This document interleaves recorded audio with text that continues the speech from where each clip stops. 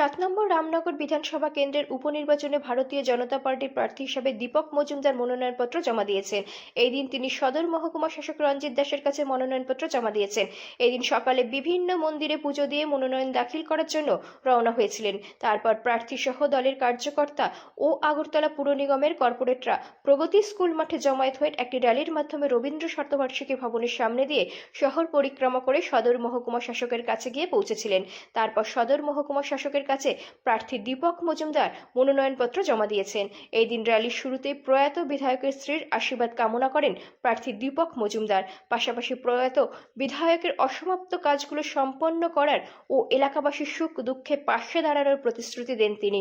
এবং এই দিনের এই জমায়েতে রামনগরবাসীর উপস্থিতি দেখে সন্তোষ ব্যক্ত করেন দীপক মজুমদার। খুবই ভালো লাগছে। প্রচুর সংখ্যক আমাদের সমর্থক কার্যকর্তা নেতৃত্বরা রামনগরে জড়ো হয়েছে। এটাতে বোঝা যায় যে রামনগরে মানুষ খুব উৎসাহিত এবং আমি বলবো আমার দিক থেকে যদি বলি যে আমাদের তারা কিন্তু প্রার্থী হিসেবে তারা মেনে নিয়েছেন, গ্রহণ করেছে। তো আমাদের ভারতীয় জনতা পার্টি এটাই সিস্টেম, যাকে প্রার্থী করা হয় তারা কিন্তু কার্যকর্তারা সম্মান জানান, তাকে গ্রহণ করে। তো রামনগরবাসীর কাছে আমার প্রত্যাশা থাকবে আমাকে তারা আশীর্বাদ করবেন, কাজ করার সুযোগ দেবেন। আমি রামনগরের জন্য, রামনগর উন্নয়নের জন্য আমাদের সরকারের যে চিন্তাভাবনা, কেন্দ্রীয় সরকার মোদীজির যে সরকার তার যে চিন্তাভাবনা এবং ডক্টর মানিক সানির যে সরকার চলছে তার যে চিন্তাভাবনার সামনে বিষয়কে সামনে রেখে রামনগর উন্নয়ন কাজ করবে। প্রয়াত বিধায়ক সুরজিৎ দত্ত স্ত্রীও উপস্থিত আছেন, কি বলবেন এই ব্যাপারটা, একটা আশীর্বাদ স্বরূপ? ওনার সঙ্গে আমার কালকে কথা হয়েছে, উনি এখন ঢুকবেন মাঠে।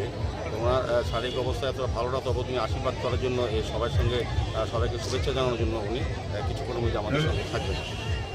আমার খুব ভালো লাগছে যে সুরজিৎ দত্ত নেই, ওনার অকাল পরিণামে আমরা অত্যন্ত ওনাকে আমরা মিস করছি। রামনগরবাসী, রামনগর উনি অনেক কাজ করেছেন।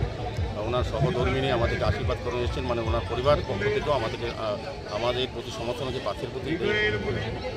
রামনগরবাসীর জন্য কি বার্তা থাকবে? বার্তা থাকবে আমাকে কাজ করার সুযোগ দেন, আমাকে আশীর্বাদ করার জন্য। আমি রামনগরবাসীর জন্য রামনগর উন্নয়নের সার্বিক উন্নয়নে আমি চেষ্টা করবো। এই দিনের মিছিলে উপস্থিত ছিলেন রামনগরের প্রাক্তন বিধায়ক প্রয়াত সুরজিৎ দত্তের স্ত্রী।